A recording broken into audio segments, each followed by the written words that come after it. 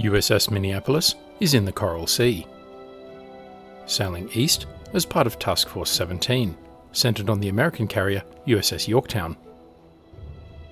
The Mini was designed and built to comply with the 1922 Washington Naval Treaty, one of the world's first strategic arms limitation treaties.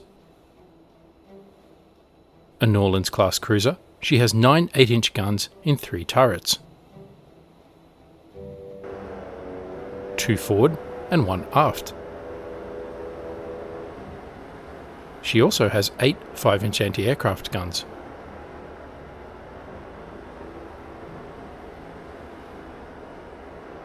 Seen here.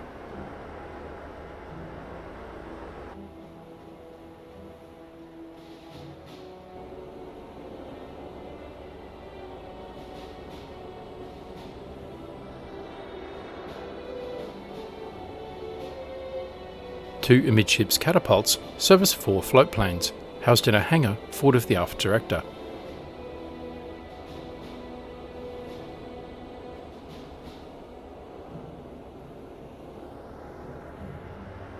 From the portside bridge wing, the watchkeeper can squint and clearly see aircraft spotting on the deck of the Yorktown.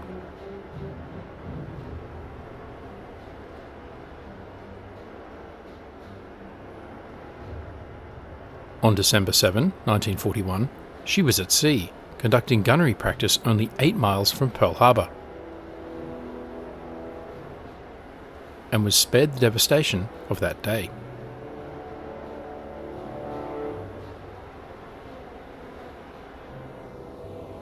Aboard the Mini are over 100 officers and over 800 enlisted sailors, all bent on revenge for that fateful day 4 months ago. And they may get it. Task Force 17 is hunting a Japanese carrier group. Last night they picked up radio transmissions to the east, somewhere ahead of the USS Minneapolis. Hello, welcome to Gus McDowell Strategy and Tactics, and thank you to our subscribers. In this series, we feature a full mission profile of WW2 American carrier operations in May 1942 in the demo version of Task Force Admiral. The full mission profile will cover a number of phases of battle in separate episodes: launch operations, search operations, combat air patrol, strike planning, defensive operations, and recovery operations. In the last episode, aircraft from Yorktown conducted combat air patrols. At 0600 hours, Yorktown launched Able, 5 search planes flying to the east. Each Douglas SBD-3 Dauntless flying a search fan looking for the enemy. Yorktown also launched Cap Call 1, a single Grumman F-4F Wildcat as a combat air patrol against Snoopers, enemy patrol aircraft. The combat air patrol is east of the task force. Lieutenant Fenton shot down a single Nakajima B-5N Allied reporting name Kate, carrier-based torpedo bomber, in a scout role. Yorktown then launched Cap Call 3, 9 Wildcats patrolling southeast against a possible inbound Japanese strike.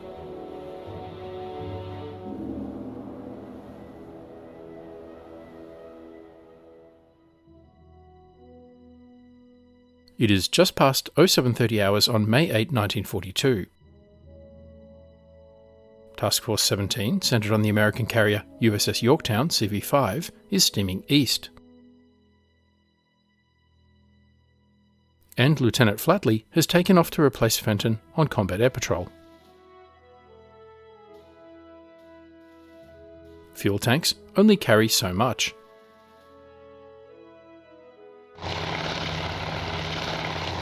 Fenton's Wildcat is low on fuel and returning to the carrier.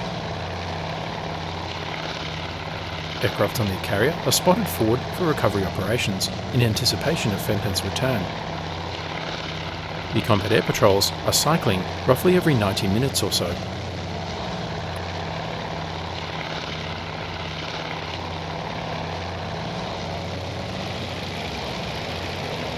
Fenton has his canopy back for a quick exit in case he needs to ditch.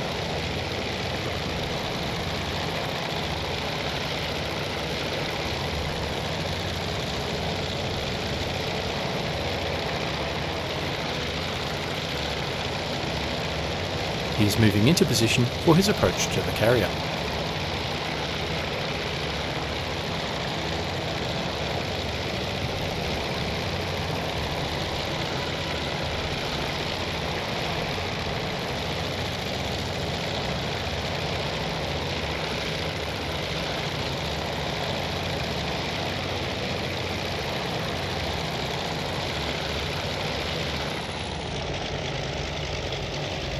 Passing over USS Phelps, he cuts the throttle and turns in.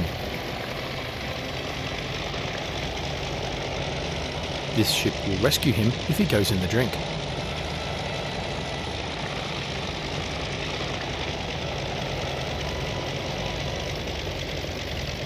So he wants them to get a good look at him, just in case.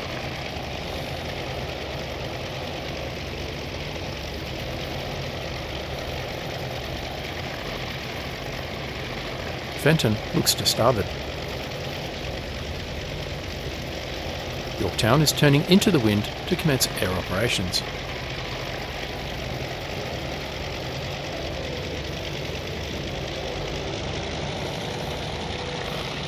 And Fenton realises he has overshot his approach as a result. He goes around to line up his approach again.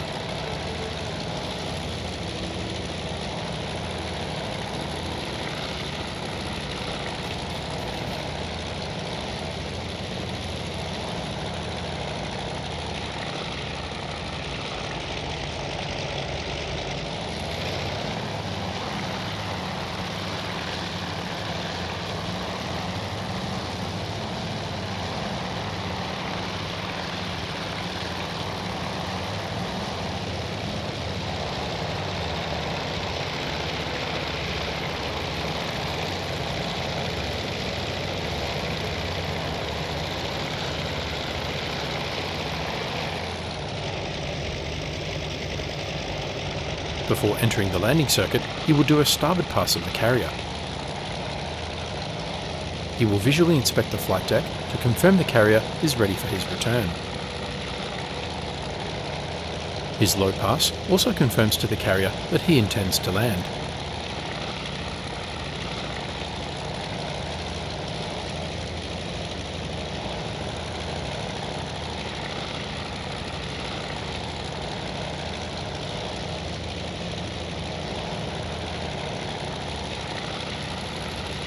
He deploys his tailhook.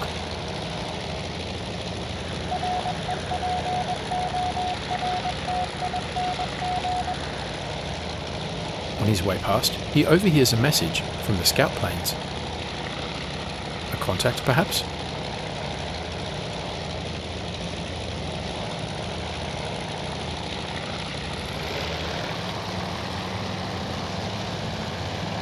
Banking to port, he prepares to land.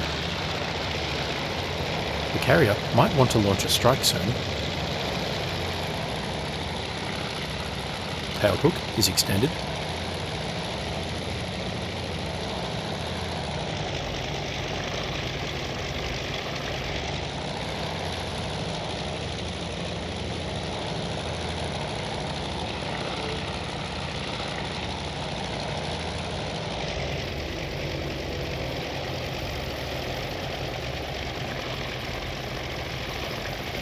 Gear down. The enormous shock absorbers need to take 7,000 pounds of Wildcat hitting the deck at speed.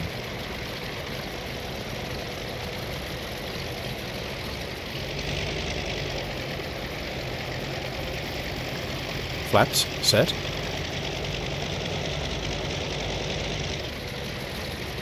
He cuts the throttle to slow down.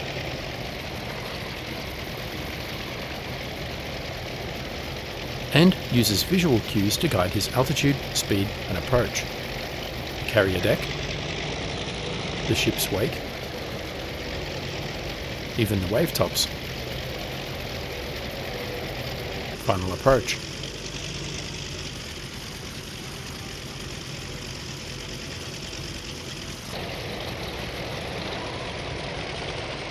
His tailhook catches the arrestor cable and he is down safely.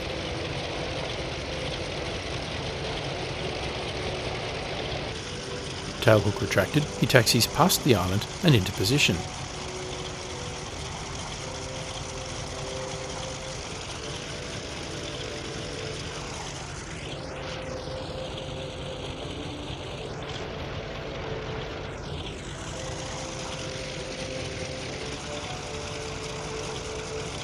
Engines off. Then back inside for debrief. And a well-earned coffee, before he goes back up in 90 minutes to replace Flatley.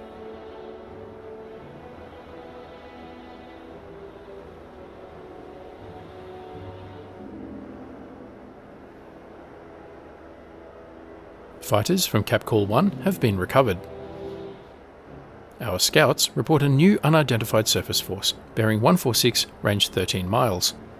I sure hope that is 13 miles from the scout.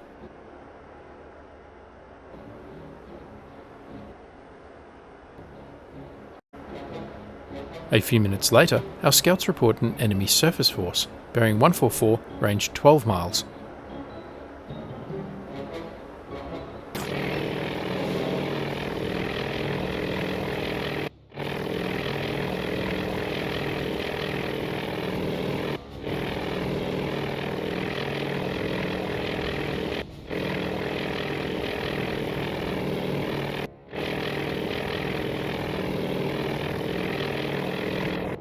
Once again, the scouts have better eyes than I do.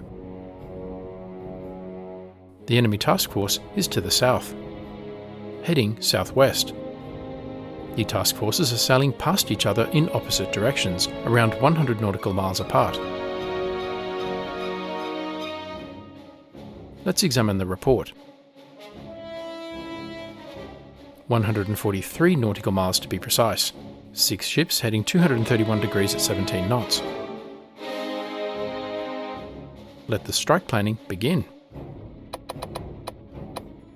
First, some dive bombers. 6 Douglas SPD-3 Dauntless dive bombers from VB5. Each with a single Mark 13 1,000-pound bomb and 2 Mark 4 100-pound bombs.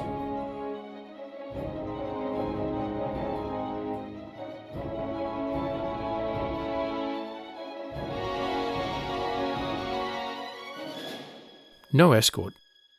They will attack from high altitude. Let's increase to 12 SPD-3.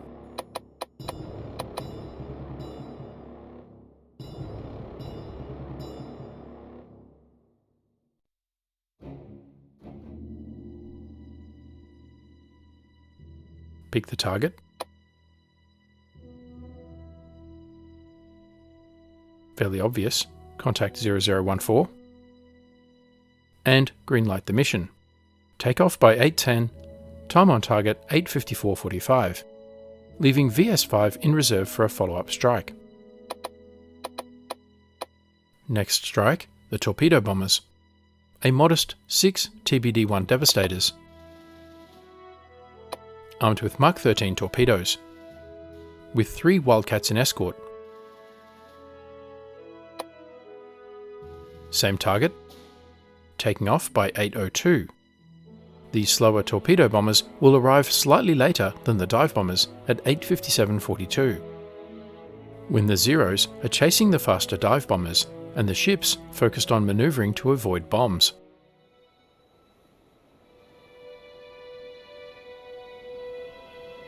A couple of minutes later, the orders are given. Pilots are in the briefing room receiving their orders and planning the mission.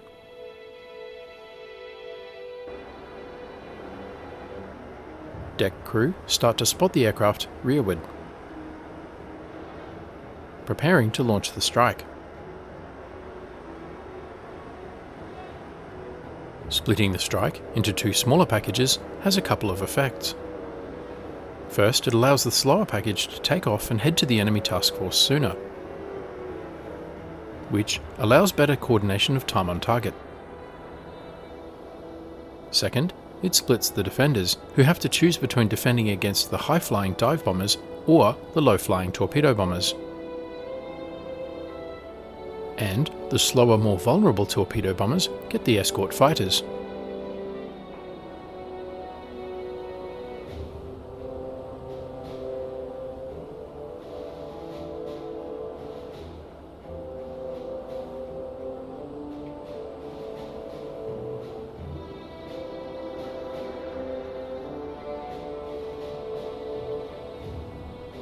Yorktown is turning into the wind.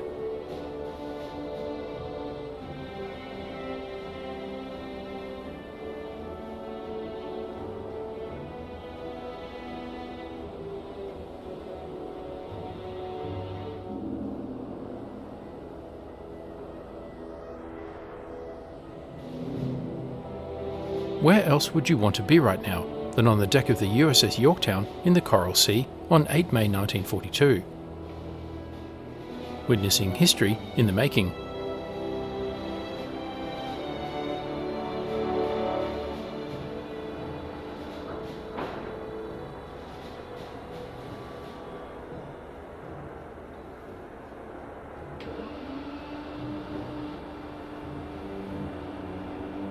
Another Douglas SBD-3 Dauntless dive bomber comes up the elevator from the hangar deck and reaches the flight deck. Both decks are a hive of activity. But this is a well-drilled operation.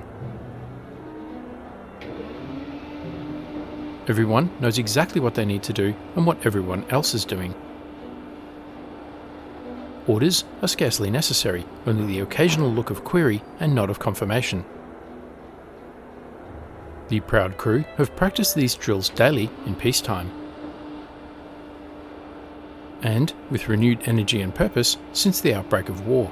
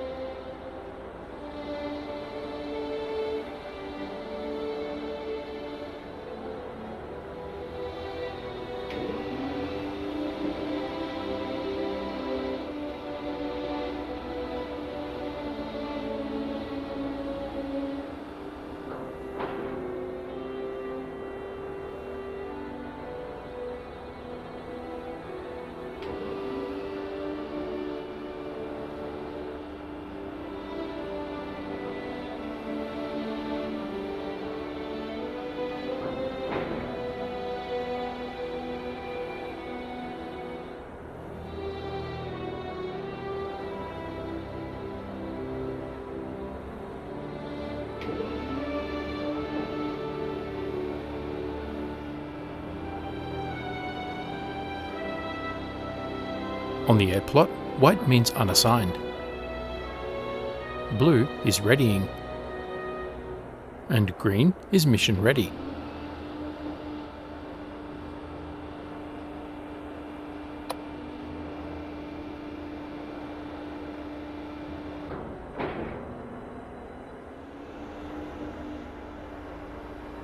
Below decks, Devastator torpedo bombers are nestled amongst Wildcat fighters.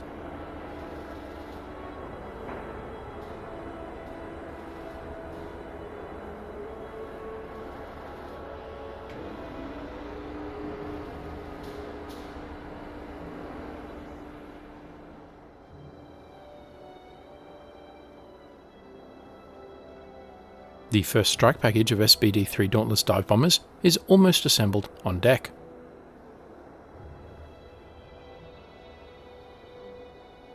The final aircraft reaches the flight deck.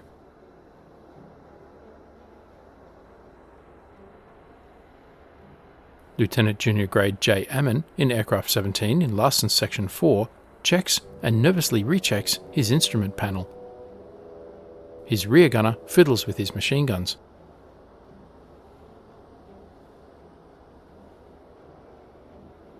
At the signal, engines on.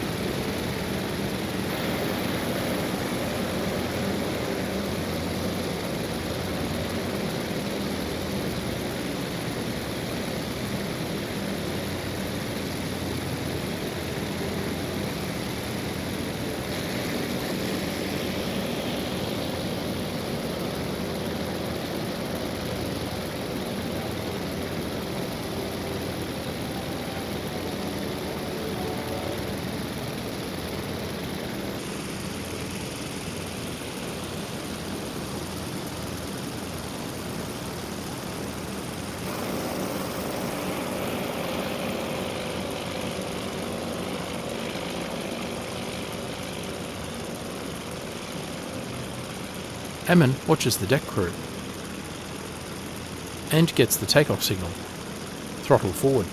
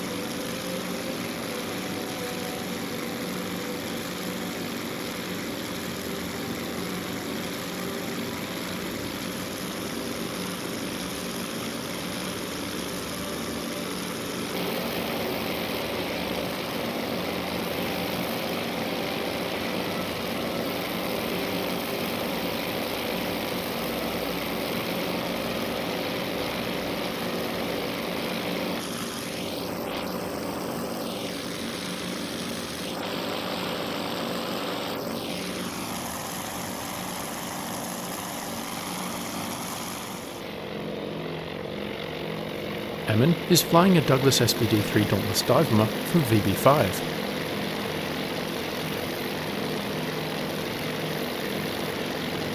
It is armed with a single Mark 13 1,000-pound bomb on a swing arm. The purpose of the swing arm is to keep the bomb away from the propeller on release, and two Mark 4 100-pound bombs, one on either wing. The Dauntless is powered by a Wright R1820-60 Cyclone 9-cylinder air-cooled radial piston engine. This produces 1,200 horsepower to the enormous 3-bladed Hamilton Standard constant speed propeller.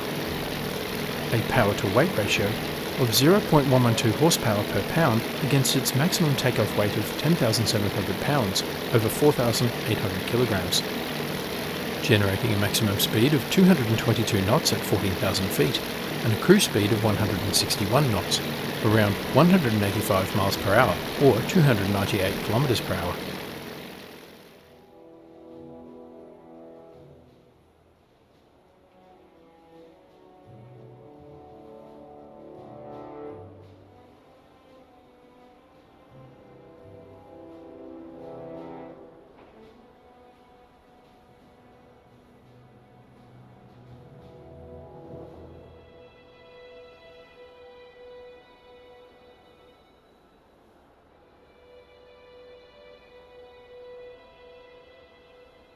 Back on Yorktown, the torpedo bombers spot rearward from the forward elevator A.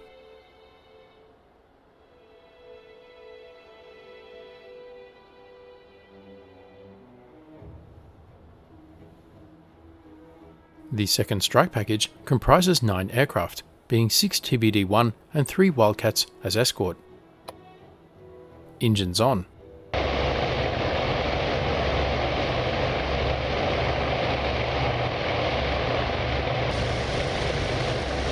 Lieutenant Junior Grade G. Bottia is piloting TPD number T4.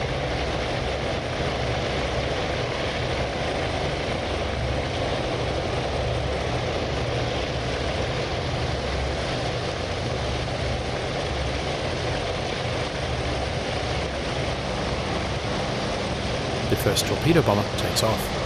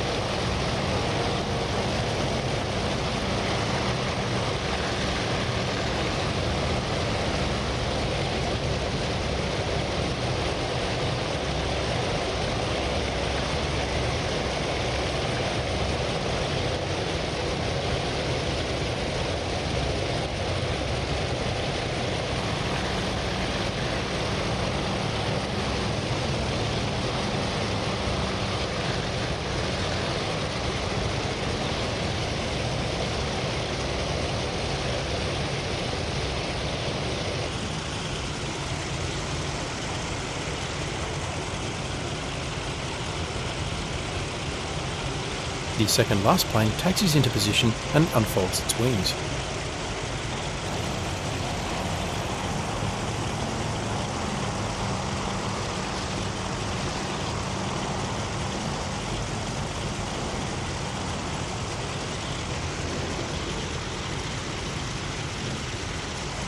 Boccia taxis into position, unfolds the wings, and takes off.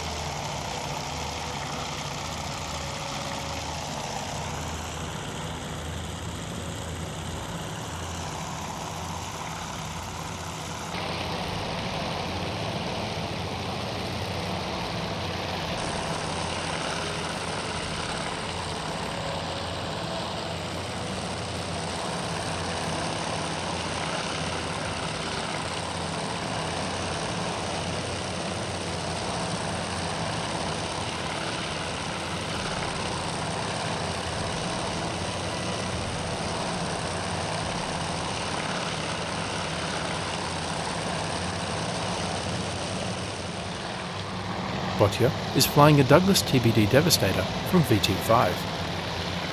It is armed with a single Mark 13 torpedo, containing 600 pounds of Torpex.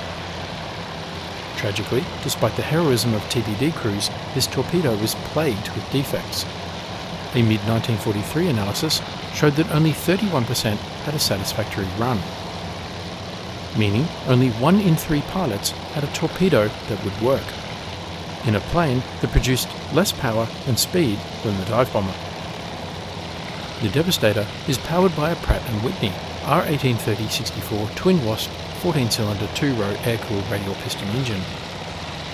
This produced 900 horsepower to the 3-bladed variable pitch propeller, a power-to-weight ratio of 0.088 horsepower to the pound against its maximum takeoff weight of 10,194 pounds, over 4,600 kilograms, generating a maximum speed of 179 knots at 8,000 feet and a cruise speed of 111 knots, around 128 miles per hour or 206 kilometers per hour.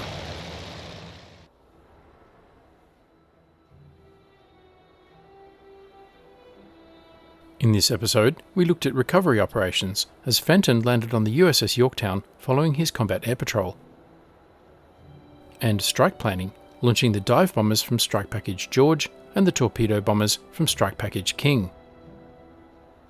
In the next episode, we will cover the Naval Strike Mission. Thanks for watching. Please like, comment, subscribe and donate, and stay tuned for the next episode.